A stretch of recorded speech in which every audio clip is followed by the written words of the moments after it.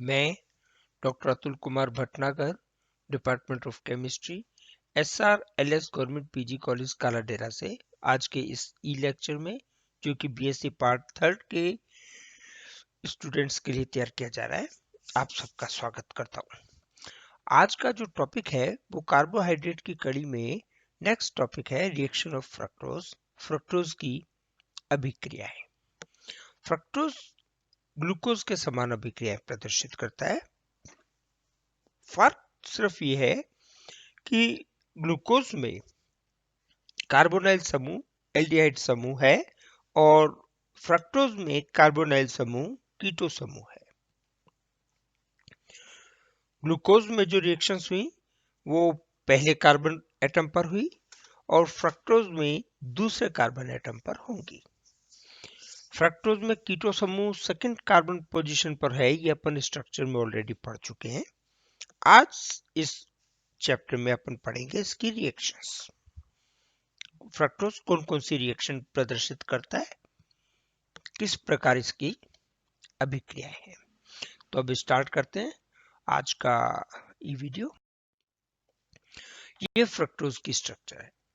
Fructose की structure में ये सेकंड पोजीशन जो है इस पर कीटो ग्रुप है और 5 OH समूह है। तो अपने पास दो रिएक्शंस होंगी, एक तो कीटो समूह की रिएक्शन और एक हाइड्रोक्सिल समूह की रिएक्शन। यदि इसकी रिएक्शन फ्रक्टोज की रिएक्शन साइनोएचसीएल से करवाई जाए, हाइड्रोजन साइनाइड से, तो यौगिक बनेगा साइनोहाइड्रिन। साइनोहाइड्रिन में ये हाइड्रोजन इस ऑक्सीजन के साथ जुड़ जाएगा, ये OH बन गया, और CN इस कार्बन से जुड़ जाएगा, ये CN बन गया, यौगिक बना साइनोहाइड्रिन।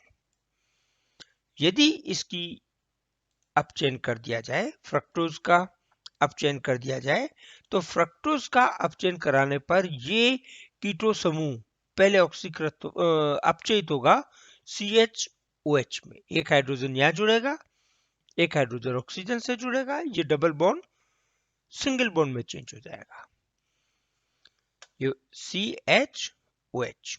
सॉर्बिटोल, इस सॉर्बिटोल में ये हाइड्रोजन और ये H दोनों जुड़ गए।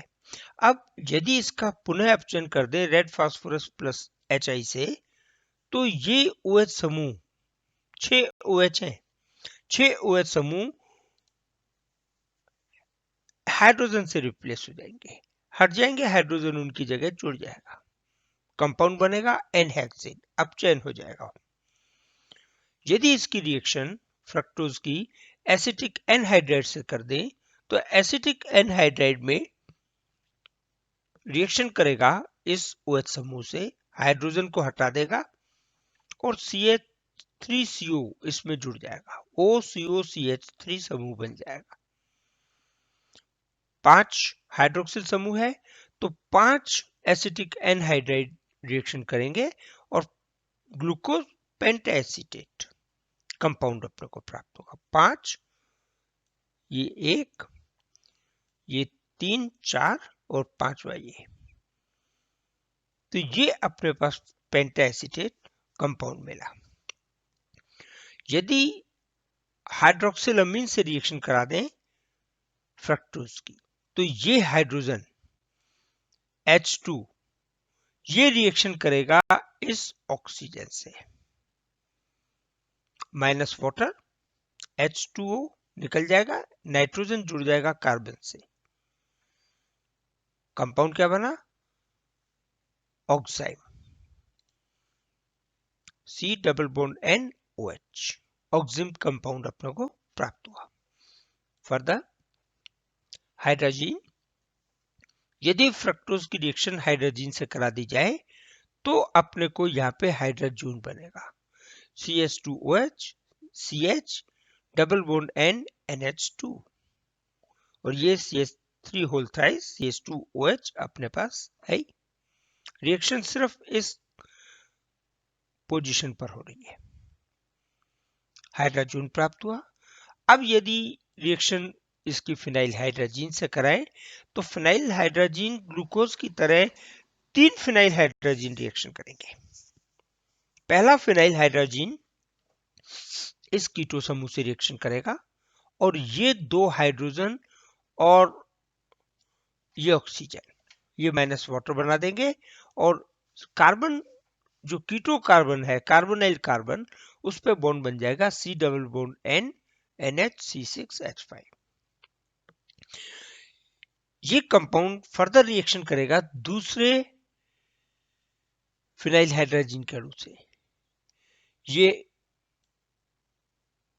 हाइड्रोजन और ये हाइड्रोजन ये दोनों रिएक्शन करेंगे, एक NH2 के साथ जुड़ जाएगा, एक C6H5NH के साथ जुड़ जाएगा। अमोनिया बाहर निकल जाएगी, एनिलीन बाहर निकल जाएगी। इस कार्बन और ऑक्सीजन के बीच में डबल बॉन्ड क्रिएट हो जाएगा इन दोनों के बीच में। तो अपने को उत्पाद क्या प्राप्त हुआ? पहले टर्मिनल कार्बन एटम पर एक कीटो एल्डिहाइडिक समूह उत्पन्न हो गया। कीटोन रिएक्शन कर चुका है, ये एल्डिहाइड बन गया। ये रिएक्शन करेगा तीसरे अणु के साथ। तीसरे अणु के साथ रिएक्शन करने पर ये कार्बोनाइल समूह रिएक्शन करेगा और दोनों कार्बन पहले और दूसरे दोनों कार्बन पर C double bond N NH C6H5 समूह मिलेगा। इस कंपाउंड को कहते हैं ओसाजोन। अब आपसे क्वेश्चन पूछा जाता है, ग्लूकोज में भी मैंने कहा था, फ्रक्टोज में फिर मैं रिपीट कर रहा हूं कि ग्लूकोज और फ्रक्टोज फिनाइल हाइड्रोजन से अभिक्रिया करके समान ओसाजोन बनाते हैं, क्यों? ये आपसे कई बार पूछा जाता है। तो ग्लूकोज का आप ध्यान करें तो पहले टर्मिनल कार्बन एटम पर कार्बोनाइल समूह जो है वो एल्डिहाइडिक है, वो रिएक्शन करता है।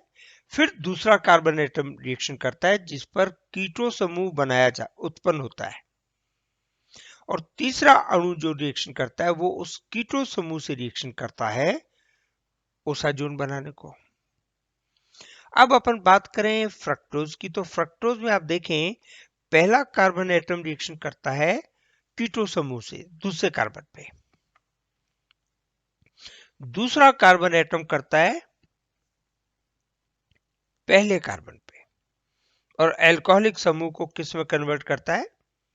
एल्डिहाइडिक समूह में, कार्बोनाइल समूह में, CHO में।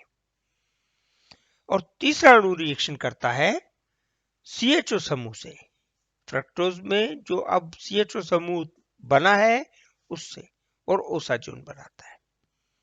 इसीलिए